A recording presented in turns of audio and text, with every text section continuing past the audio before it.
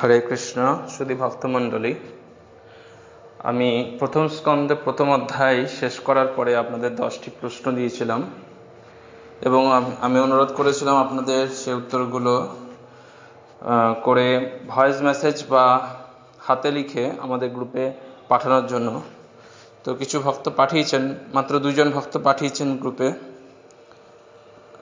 তো আমি তাদেরকে অসংখ্য ধন্যবাদ জ্ঞাপন করছি। তো আমি সেই প্রশ্নের উত্তরগুলি বলার চেষ্টা করছি, যারা আপনারা করেছেন তারা অবশ্যই মিলিয়ে নেবেন। প্রথম যে প্রশ্ন, নৈমিষারণ্যে ঋষিরা কি কারণে যজ্ঞের আয়োজন করেন? তো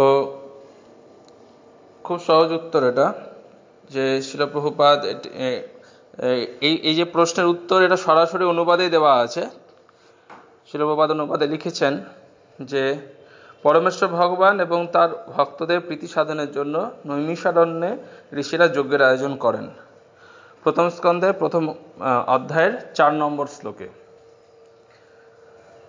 উত্তরটা আবার বলছি, পরমেশ্বর ভগবান এবং তার ভক্তদের প্রীতি সাধনের জন্য নৈমিষারণ্যে ঋষিরা যজ্ঞের আয়োজন করেন।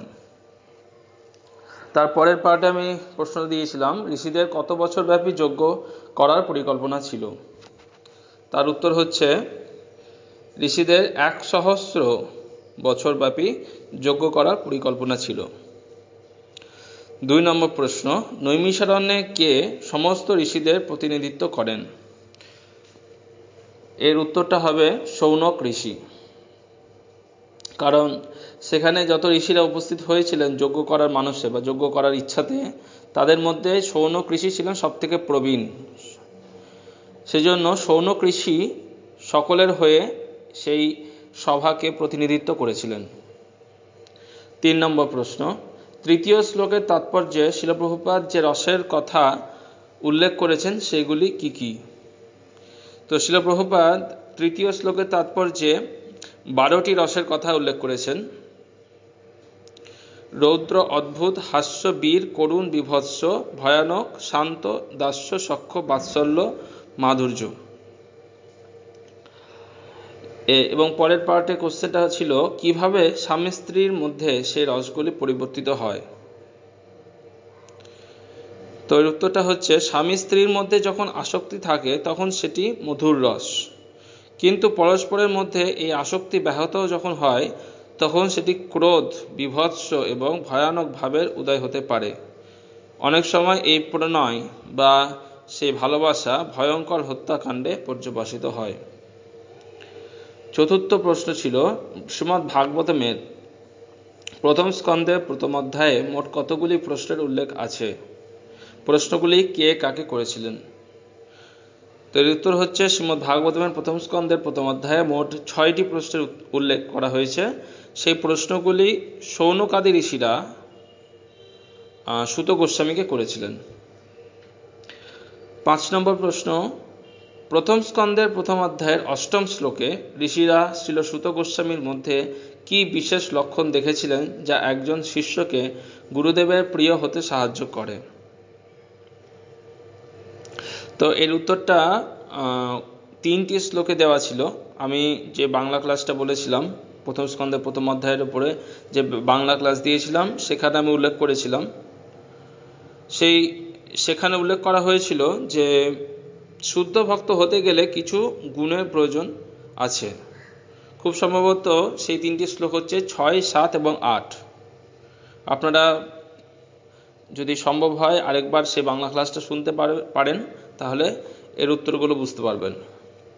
তো শুদ্ধ ভক্ত হতে গেলে কিছু গুণের প্রয়োজন হয়, যেমন প্রতিনিধিকে সবসময় 4টি পাপকর্ম থেকে মুক্ত হতে হবে। সেই 4টি পাপকর্ম হচ্ছে অবৈধ স্ত্রীসঙ্গ, পশু হত্যা, আসবপান এবং সব রকমের দ্রুত ক্রীড়া। আর এটি হলো প্রথম গুণ। পরের গুণটি হচ্ছে, তাকে অবশ্যই সমস্ত বৈদিক শাস্ত্রে পারদর্শী হতে হবে।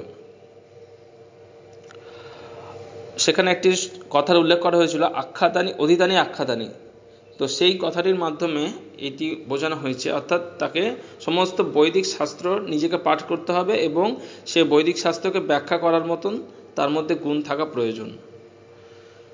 তারপরের যে গুণ থাকা উচিত, যেটা প্রকৃতপক্ষে গুরুদেবকে বিশেষভাবে প্রসন্ন করে, সেটি হচ্ছে সেই শিষ্য বা সেই ভক্তকে অবশ্যই শ্রদ্ধাশীল, বিনীত এবং স্নিগ্ধ ভাব সম্পন্ন হতে হবে বা স্নিগ্ধ স্বভাব সম্পন্ন হতে হবে। অর্থাৎ গুরুবর্গ এরকম প্রীতিশীল শিষ্যের কাছে অতি নিগূঢ় রহস্য ব্যক্ত করতে দ্বিধাবোধ করে না। তো গুরুদেব যখন শিষ্যকে দেখেন যে শিষ্যের মধ্যে এই সমস্ত গুণগুলি রয়েছে, তখন তিনি সেই শিষ্যকে সমস্ত বৈদিক শাস্ত্রের যে নির্যাস সেটি প্রদান করেন। শিষ্যের কর্তব্য হচ্ছে অত্যন্ত বিনীতভাবে সদ্গুরুর সেবা করা। এই বিশেষ গুণগুলি থাকার জন্য শ্রীল সুত গোস্বামী তার সমস্ত তত্ত্বদ্রষ্টা গুরুদেবের কাছ থেকে বিশেষ কৃপা প্রাপ্ত হয়েছিলেন। তো 6 নম্বর যে প্রশ্ন সেটি ছিল প্রথম শ্লোকের তাৎপর্যে শ্রীল প্রভুপাদ ইঞ্জিনিয়ারের উদাহরণের মাধ্যমে কি বোঝাতে চেয়েছেন। সেখানে শ্রীল প্রভুপাদ বলেছেন যে কোনো কলকবজা, তার উত্তরটা হচ্ছে কোনো কলকবজা যা যন্ত্রের নির্মাতা, যে ইঞ্জিনিয়ার, তার কাছে সেই জিনিসটি তৈরির ব্যাপারে তাকে প্রত্যক্ষভাবে অংশগ্রহণ করতে হয় না, কারণ তিনি সেই জিনিসটির সৃষ্টিকর্তা। সেরকম এই জড়জগৎ বা বিশ্ব ব্রহ্মাণ্ডের সৃষ্টিকর্তা স্বয়ং পরমেশ্বর ভগবান, তিনি প্রত্যক্ষভাবে বা পরোক্ষভাবে এই জড়জগতের সব কিছুর সৃষ্টিকর্তা ও নিয়ন্ত্রক। তিনি তার কার্য চালনা করেন পরোক্ষভাবে বিভিন্ন দেবদেবীর মাধ্যমে। আমি একটু উদাহরণ দিয়েছিলাম সে বাংলা ক্লাসে, আপনারা যদি শুনে থাকেন বুঝতে পারবেন, যে আমি ইন্দ্রের একটি কথা বলেছিলাম যে ইন্দ্র এই জগতে বৃষ্টি প্রদান করেন, কিন্তু ইন্দ্র তিনি প্রত্যক্ষভাবে বৃষ্টি প্রদান করছেন, কিন্তু পরমেশ্বর ভগবান পরোক্ষভাবে সেই বৃষ্টি প্রদান করছেন। তাই সবকিছু পরমেশ্বর ভগবানের নেতৃত্বে বা পরমেশ্বর ভগবানের নির্দেশনায় এই জড়জগৎ পরিচালনা হচ্ছে বিভিন্ন দেবদেবীর মাধ্যমে। তো কিছু কিছু কার্য পরমেশ্বর ভগবান তিনি সরাসরি সম্পাদন করেন, কিছু কিছু কার্য তিনি দেবদেবীর মাধ্যমে পরোক্ষভাবে সম্পাদন করেন। যে কথাটি ওই প্রথম স্কন্ধের প্রথম অধ্যায়ের প্রথম শ্লোকে ইতরত শব্দের মাধ্যমে বলা হয়েছে। ইতরত মানে ব্যতিরেকে বা পরোক্ষভাবে। তো কিন্তু এইভাবে আমরা যদি বিশ্লেষণ করি তাহলে দেখব যে শ্রীল প্রভুপাদ ইঞ্জিনিয়ার উদাহরণের মাধ্যমে তিনি পরমেশ্বর ভগবানের এই পরোক্ষভাবে এই জড়জগৎ পরিচালনার বিষয়টিকে বোঝাতে চেয়েছেন। 7 নম্বর প্রশ্ন, শ্রীমদ্ ভাগবতমের প্রথম অধ্যায়ের 15তম শ্লোকে একজন শুদ্ধ ভক্তের পাবনী শক্তিকে গঙ্গার পাবনী শক্তির থেকেও কেন অধিক বলে প্রতিপন্ন করা হয়েছে। গঙ্গার জলে অবগাহন, এর উত্তরটা বলছি। গঙ্গার জলে অবগাহন, তার সেবা এবং স্পর্শে মানুষ পবিত্র হয়, কিন্তু একজন শুদ্ধ ভক্ত যাদের শাস্ত্রে সাক্ষাৎ শ্রী হরি বলে বর্ণনা করা হয়েছে, তারা হচ্ছেন ভগবানের শ্রী পাদপদ্মের প্রতিনিধি। তাদের কৃপা যে কোনো জীবকে তৎক্ষণাৎ সব রকমের কলুষ থেকে বা পাপ থেকে মুক্ত করতে পারে। তাদের পাদপদ্মের আশ্রয় গ্রহণ করলে মানুষ ভগবদ্ধামে ফিরে যেতে পারেন। তো শ্রীল প্রভুপাদ তাৎপর্যে আরও কিছু ব্যাখ্যা করেছিলেন, সেগুলো আমি বলার চেষ্টা করছি। শ্রীল প্রভুপাদ সেখানে বলেছিলেন যে এই ধরনের যারা ভক্ত, যারা পরমেশ্বর ভগবানের সেই পাদপদ্মে নিজেদেরকে সর্বতভাবে উৎসর্গ করেছেন, তাদেরকে বিষ্ণুপাদ বা প্রভুপাদ বলে সম্বোধন করা যায়। যে আমরা আমাদের প্রতিষ্ঠাতা আচার্য অভয়চরণারবিন্দ ভক্তি বেদান্ত স্বামী প্রভুপাদকে প্রভুপাদ বলি কেন, এটা অনেকের মনে প্রশ্ন হতে পারে। তার উত্তর হচ্ছে এইটাই, যে কারণ আমাদের প্রতিষ্ঠাতা আচার্য, ইস্কন প্রতিষ্ঠাতা আচার্য, তিনি পরমেশ্বর ভগবান শ্রীকৃষ্ণের চরণে সর্বতভাবে নিজেকে সমর্পণ করেছেন। তো এটি হচ্ছে মূল কারণ, যে গঙ্গার পাবনী শক্তির থেকেও শুদ্ধ ভক্তের পাবনী শক্তি কেন অধিক। তার কারণ এখানে বলা হচ্ছে যে গঙ্গার স্পর্শ করলে বা তাতে স্নান করলে বা তার সেবা করলে মানুষ পবিত্র হয়, কিন্তু কোন শুদ্ধ ভক্তের দর্শন মাত্রই যে কেউ পবিত্র হতে পারে। 8 নম্বর প্রশ্ন, শ্রীমদ্ ভাগবতমের প্রথম অধ্যায়ের 21তম শ্লোকে কলিযুগের ভয়াবহ পরিস্থিতি থেকে রক্ষা পেতে ঋষিগণ কেন যাগযজ্ঞ আদি পন্থা পরিত্যাগ করে হরিকথা শ্রবণে আসক্ত হয়েছিলেন? তো এর উত্তরটা বলছি। কলিযুগের আগমন হয়েছে জেনে তার ভয়াবহ পরিস্থিতি উপলব্ধি করে তার প্রতিকারের একমাত্র উপায় হচ্ছে ভগবানের নাম যশ লীলা আদি শ্রবণ করা এবং কীর্তন করা।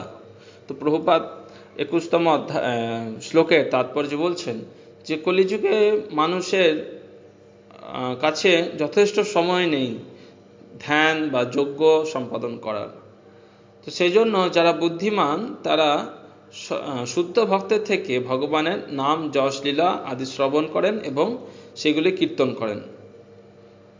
তাই তারা সময় অপচয় না করে একজন শুদ্ধ ভাগবতের কাছ থেকে এই পন্থার প্রবর্তন করেছিলেন। তো সুত গোস্বামী যখন সেই নৈমিষারণ্যে উপস্থিত হয়েছিলেন, তো সেখানে শৌনকাদি ঋষিরা যাগযজ্ঞ অনুষ্ঠান করলেও তারা যখন দেখলেন যে এরকম একজন মহাভাগবত এরকম গুরু পরম্পরা থেকে আগত একজন মহান ভক্ত তাদের মাঝখানে উপস্থিত হয়েছেন, তো তারা সমস্ত মানসিক যে তাদের পরিকল্পনা ছিল যজ্ঞ করার সেগুলি তারা পরিত্যাগ করে এই সুত গোস্বামী শ্রীমুখ থেকে শ্রীমদ্ ভাগবতম শ্রবণ করেছিলেন।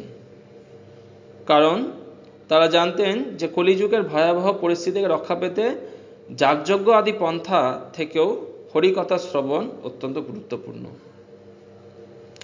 9 নম্বর প্রশ্ন, প্রথম অধ্যায়ে ঋষিদের দ্বারা প্রশ্নগুলি পর্যায়ক্রমে বলুন। তো এই প্রশ্নটা খুব সহজ, পরপর আমরা জানি যে 9 নম্বর শ্লোক থেকেই এটি বলা হয়েছে। প্রথম স্কন্ধের প্রথম অধ্যায় 9 নম্বর শ্লোক থেকে একদম শেষ শ্লোক পর্যন্ত এই 6টি প্রশ্ন রয়েছে। তো সেইগুলি আমি পর্যায়ক্রমে বলার চেষ্টা করছি। তো যেহেতু প্রথম যে প্রশ্ন ঋষিরা সুত গোস্বামীকে করেছিলেন যে যেহেতু এই কলিযুগের মানুষ প্রায় সকলেই স্বল্পায়ু, কলহপ্রিয়, অলস, মন্দগতি, ভাগ্যহীন এবং রোগাদির দ্বারা উপদ্রুত, তাই জনসাধারণের পরম মঙ্গল কিভাবে সাধন করা যায়। এই বিশেষ করে এই কলিযুগের যেহেতু এই যে ভাগবতম বা এই ভাগবতমের প্রসঙ্গ এটি কলিযুগের মানুষের জন্য, তাই প্রশ্নগুলি কলিযুগের মানুষের জন্য করা হয়েছে। তো কলিযুগের যে লক্ষণ সেটি 10 নম্বর শ্লোকে ব্যাখ্যা করা হয়েছিল। প্রায় নাল পাওসু সভ্য কলা আবস্মিনে যুগে যেন মন্দ সুমন্দ মতয়া মন্দ ভাগ্য হি উপদ্রুতা।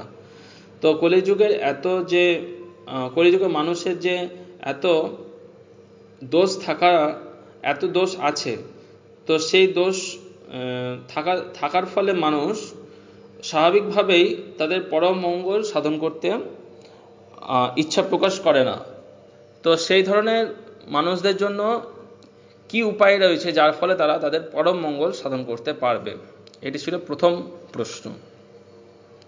দ্বিতীয় প্রশ্ন, বিভিন্ন রকম শাস্ত্রে, এটি 11 নম্বর শ্লোকে করা হয়েছে। দ্বিতীয় প্রশ্ন, বিভিন্ন রকম শাস্ত্রে বিভিন্ন কর্তব্য কর্মের নির্দেশ দেওয়া হয়েছে।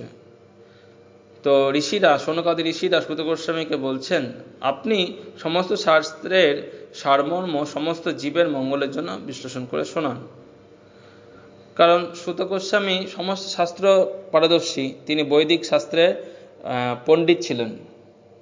যে সুত গোস্বামীর যে গুণগুলি ব্যাখ্যা করা হয়েছে 6, 7 এবং 8 নম্বর শ্লোকে, সেখানে বলা হয়েছে যে তিনি হচ্ছেন বৈদিক জ্ঞানীদের মধ্যে সব থেকে প্রবীণ। তাই তিনি সমস্ত বৈদিক জ্ঞান তার মধ্যে ছিল। তাই তিনি সমস্ত জ্ঞান বিশ্লেষণ করে শাস্ত্রের যে সারমর্ম তিনি এই জীবের মঙ্গলের জন্য বিশ্লেষণ করতে পারবেন। এই জন্য ঋষিরা সুত গোস্বামীকে এরকম প্রশ্ন করেছিলেন। 3 নম্বর প্রশ্নটি ছিল কি উদ্দেশ্যে পরমেশ্বর ভগবান বসুদেব পত্নী দেবকীর গর্ভে আবির্ভূত হয়েছিলেন? কি উদ্দেশ্যে পরমেশ্বর ভগবান বসুদেব পত্নী দেবকীর গর্ভে আবির্ভূত হয়েছিলেন? এটি ছিল তৃতীয় প্রশ্ন। চতুর্থ প্রশ্ন ছিল পরমেশ্বর ভগবানের অপ্রাকৃত কার্যকলাপ অত্যন্ত মহৎ এবং উদার।